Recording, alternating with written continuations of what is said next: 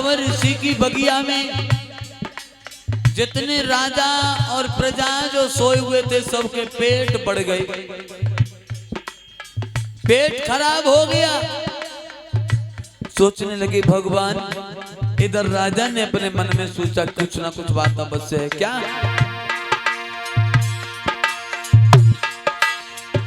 जो कोई रोगी बगिया में आवे यहाँ पे आए कि निरोग हुई जाए,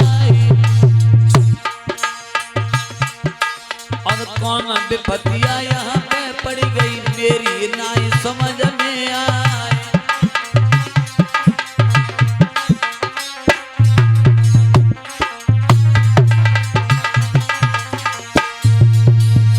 भाइयों, आज एकदम से चंवर ऋषि की बगिया में आज राजा सरियाद कहने लगे, तुम ये बताओ या किसी ने कोई ना कोई पाप किया है? अरे ये तो वो बगिया है जहां आकर के कोई रोगी बैठ जाता वो निरोग हो जाता, और इस बगिया में आकर के सब रोगी हो गए। क्या बात है सज्जनों। एकदम से राजन कहने लगे, जाकर के देखो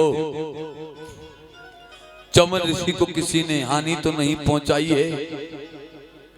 आज चंवर ऋषि के पास पहुंचे तो उनकी आंखों में से खून बह रहा है। राजा सरियाद ने हाथ में नंगी तलवार लेके कहा, मूर्खो, एक एक करके सबका गला काट करके इनके चरणों में चढ़ा दूंगा। कौन ऐसा दुष्ट है इन्होंने महात्मा की आंखों को फोड़ा है? या तो बता दो न सब मारे जाओगे। कोई नहीं बोला। एकदम से प्रजा को लाइन में खड़ा किया, सिपाहियों को। बेटी समझ गई कि मेरे एक ने पाप किया है, इन सबको भरना पड़ेगा। और एकदम से रो करके बोली, पिताजी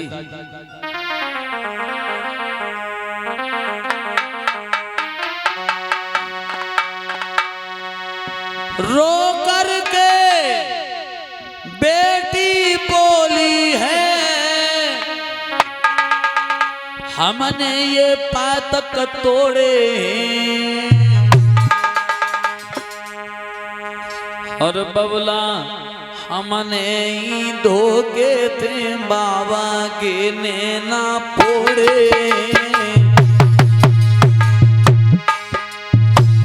पिताजी मेरे से धोखा हो गया, मेरे से धोखा हो गया।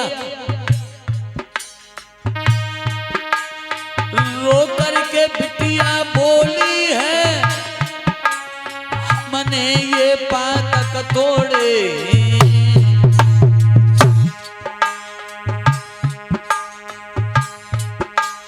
हमने धोखे से बबुला बाबा के नैना फोड़े।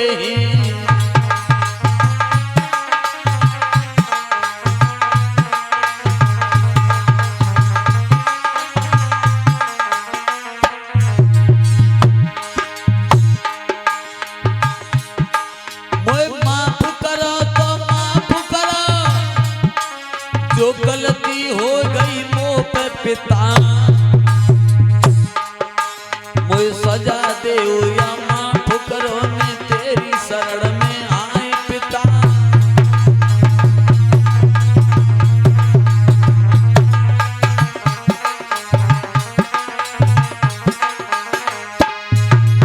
एकदम से कहा, पिताजी मेरे से गलती हो गई, मैंने धोखे से बाबा के दोनों नैनों को फोड़ दिया, मेरे को माफ कर दो। जो सजा देनी चाहते हो वो सजा हमें दे दो। बेटी तुझे मारूंगा तो मैं नहीं, लेकिन ऐसी सजा दूंगा जिसे जीवन भर तू याद रखेगी।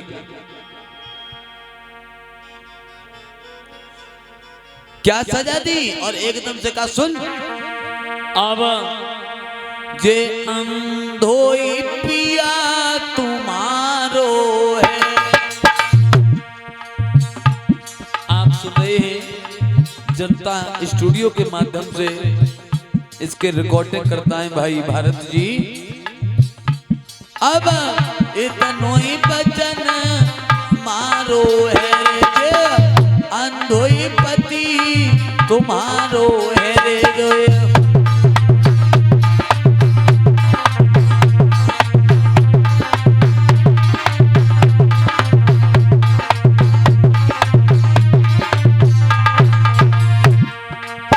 एकदम से सरियाद बोले,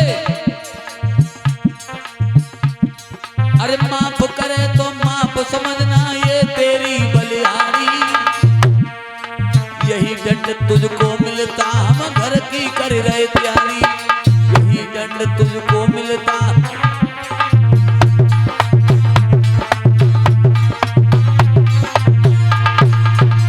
और सुन, अंधे पति को लेकर के घर घर में भीख मांगिए, और तू खाइए और इसे खवाइए, इसको मती त्यागिए, तू खाइए और इसे खवाइए।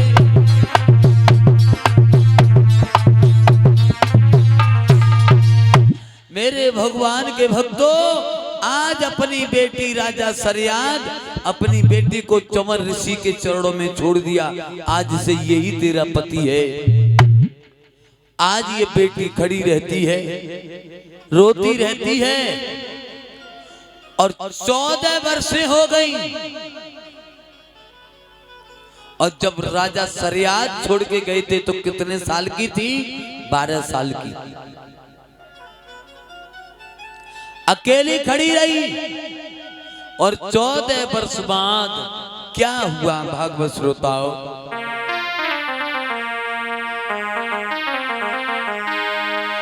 14 बरस के बाद सुनो, अब संत की खुली गई तारी है, और ओम नाम मुखते निकलो, पैरों में गिरी दुखियारी है।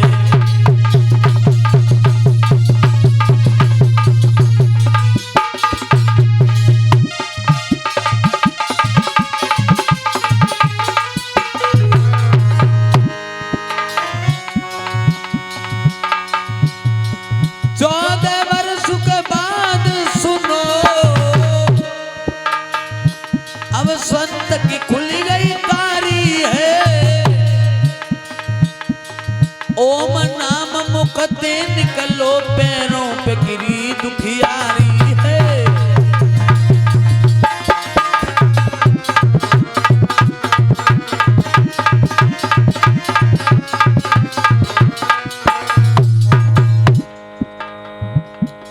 पैरों में जैसे गिरी,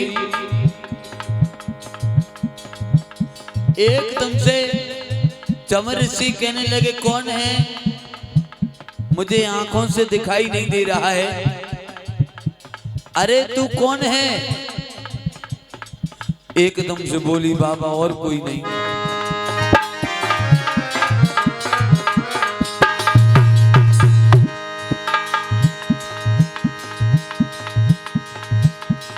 मेरे भाग में ओ स्वामी विधना ने दुख ये जोड़े,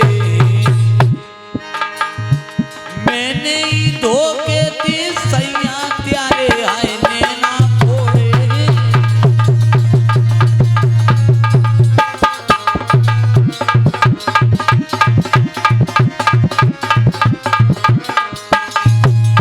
क्या कहा? बोले मैंने स्वामी तुम्हारी आंखों को फोड़ दिया। तू किसकी बेटी है? बोले मैं महाराज सरियाद की बेटी हूँ। तो बोले मैंने धोखे से तुम्हारी नैने को फोड़ दिया, आंखों को। मेरे पिताजी ने मुझे यही दंड दिया है कि तू इन्हीं के अंधे महात्मा की सेवा कर, यहीं रहना। बोले कितने साल हो गए? आज महाराज जब मैं आई थी तो मैं 12 साल की थी, अब मैं 26 साल की हो गई। मतलब बोले 14 साल तक मैं तुम्हारी सेवा में खड़ी रही हूं। एकदम से चंवर ऋषि संत कहने लगे, चिंता ना करो। बाजी वाह, पतिव्रता औरतें तो हमने बहुत देखी, लेकिन तुम्हारे जैसी पहली बार देख रहे हैं। वरदान मांगो।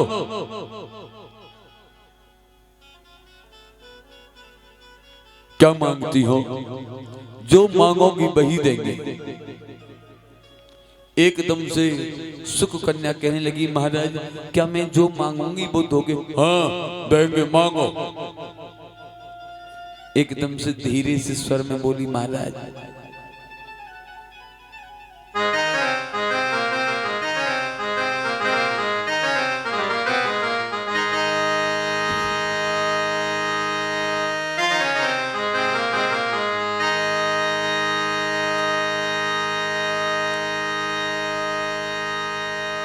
बस एक वरदान में चाहती हूँ, तुम सुनियो मेरे बेना है।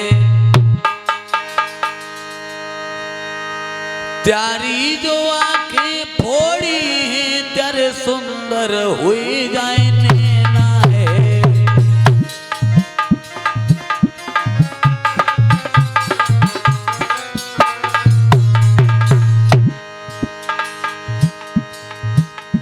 मैंने जो आंखें फोड़ी हैं, तेरे सुंदर हुई जाए नैना है।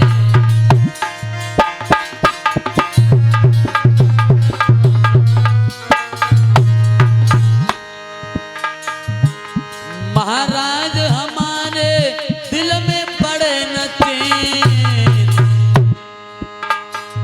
ये वरदान में मांगो राजा,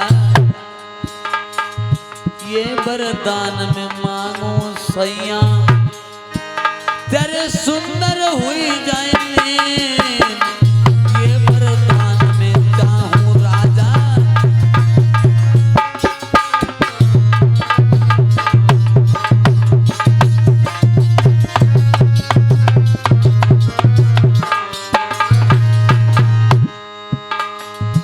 कछु धीरे धीरे कह रही है,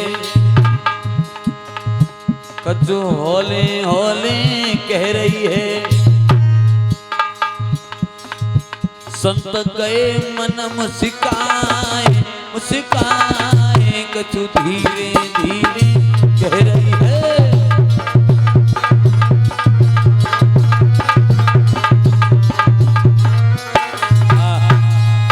आज एकदम से कहने लगी, महाराज छोटी सी वरदान मुझे दे दो। तुम्हारी ये आंखें मैंने फोड़ी हैं, तुम्हारी जो आंखें मैंने फोड़ी हैं वो दोनों सुंदर नैन हो जाए। भाइयों